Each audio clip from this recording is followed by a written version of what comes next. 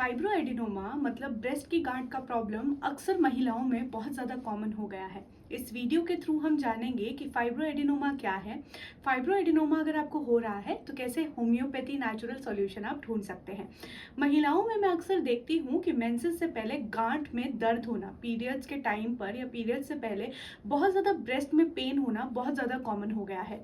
ऐसे में जब वो अल्ट्रासाउंड कराते हैं, किसी भी गायनोकोलॉजिस्ट के पास जाते हैं, जब भी चेकअप कराते हैं तो पता लगता है कि उनको ब्रेस्ट में कुछ तो गांठ हो गई है।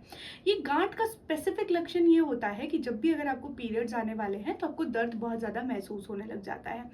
अगर आपको ऐसा हो रहा है तो इसका मतलब ये है कि आपको फाइब्रोएडिनोमा है, और फाइब्रोएडिनोमा मतलब कैंसर नहीं है, ये आपको एक नॉर्मल गांठ हो गई है। ये बहुत सारी भी हो सकती हैं शरीर में। ऐसा भी हो सकता है कि एक ही गांठ हो, ऐसा भी हो सकता है मल्टीपल गांठ हो। अगर आपको ये हो रहा है तो सबसे पहला सॉल्यूशन जो आपको करना है वो है अपने डाइट में चेंजेस करना। सबसे पहले vitamin E rich food, antioxidants आपको बहुत सारे लेने हैं, और साथ में आपको मेक श्योर करना है कि फ्रूट्स और वेजिटेबल्स ज़्यादा ऐड करने हैं। सबसे अच्छा अगर मैं कुछ बताऊँ तो ग्रेप्स को आपको ऐड करना है। ईस्ट्रोजन को कम करने का काम करता है ये, और गांठ क्योंकि ईस्ट्रोजन ज़्यादा होने की वजह से अगर बन रही है तो आपको ग्रेप्स बहुत ज़्यादा खाने हैं, वो बहुत हेल्पफुल होंगे। ग्रीन टी पीना है, ग्रीन टी भी बहुत हेल्पफुल होगा, एंटीऑक्सीडेंट से भरी हुई है, इसलिए ईस्ट्रोजन क्योंकि बढ़ गया है शरीर में उसे कम करने में मददगार होगी, जिसकी वजह से आपकी गांठ का साइज कम हो जाएगा। अगर देखा जाए फाइब्रोएडिनोमा है तो इसको होने के बहुत सारे कारण होते हैं।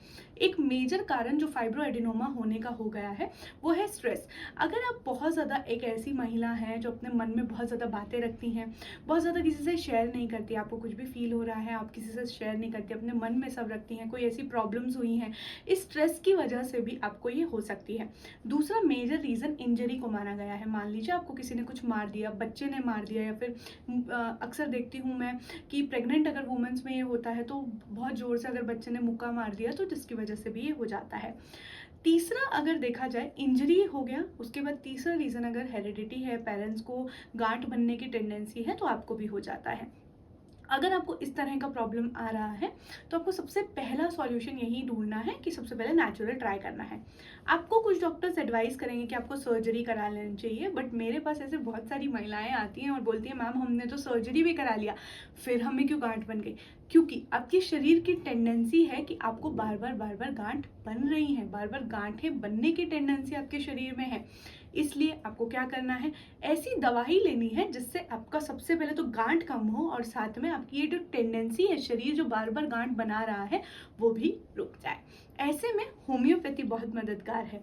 होम्योपैथी में फाइटोलेका डिकेंड्रा जैसी मेडिसिन, साथ में कैलकेरिया कार्ब जैसी मेडिसिन, कैलकेरिया फ्लूर जैसी मेडिसिन आपके लिए मददगार हो सकती हैं।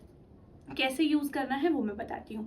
सबसे पहले आपको क्या करना है, फाइटोलेका डिकेंड्रा नाम की एक मेडिसिन मार्केट में मिल जाएगी, इसे 30 पोटेंसी में आप ले आइए।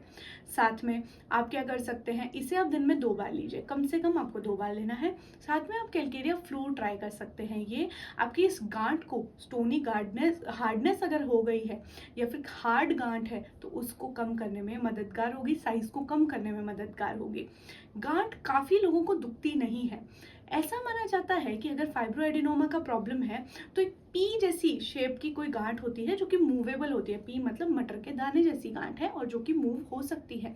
अगर आपको इस तरह के प्रॉब्लम्स आ रहे हैं तो सबसे पहले तो आपको चेकअप कराना है। अगर ये गांठ है तो फाइटोलेका डिकेंड्री और कैलकेरिया फ्लूर आप कर सकते हैं ट्राई। मुझसे पूछते हैं पेशेंट्स कि मैम आप जो मेडिसिन बता देती हो क्या हम वो ले लें, और अगर वो ले ही लेंगे तो फिर उससे ठीक ही हो जाएंगे क्या हम सब? अगर ऐसा होता तो सब इंटरनेट से ठीक हो जाते। प्रॉब्लम कैसा है कि होम्योपैथी में गांठ को ठीक करने की बहुत सारी दवाइयाँ हैं। जो मैंने एक दवाई बताई है वो मैं मेरे प्रैक्टिस में सबसे ज़्यादा यूज़ करती हूँ, लेकिन पेशेंट टू पेशेंट डिफर करता है। अगर मान लीजिए आपकी गांठ राइट साइड है तो होम्योपैथी में दवाई अलग हो सकती है। अगर गांठ लेफ्ट साइड है और इंजरी की वजह से हो सकता है आपकी मेडिसिन अलग हो। होम्योपैथ को डिसाइड करने दीजिए, या आपके डॉक्टर को डिसाइड करने दीजिए कि आपकी सबसे बेस्ट आपके लिए क्या है। लेकिन फाइटोलेका डिकेंड्रा और साथ में कैलकेरिया कार्ब और कैलकेरिया फ्लूर आपके लिए मददगार हो सकती है। अगर ऐसे ही हेल्थ रिलेटेड चीज़ें जानने में इंटरेस्ट है तो चैनल को सब्सक्राइब कर लीजिए और हमारे नए वीडियोस देखते रहिए। धन्यवाद।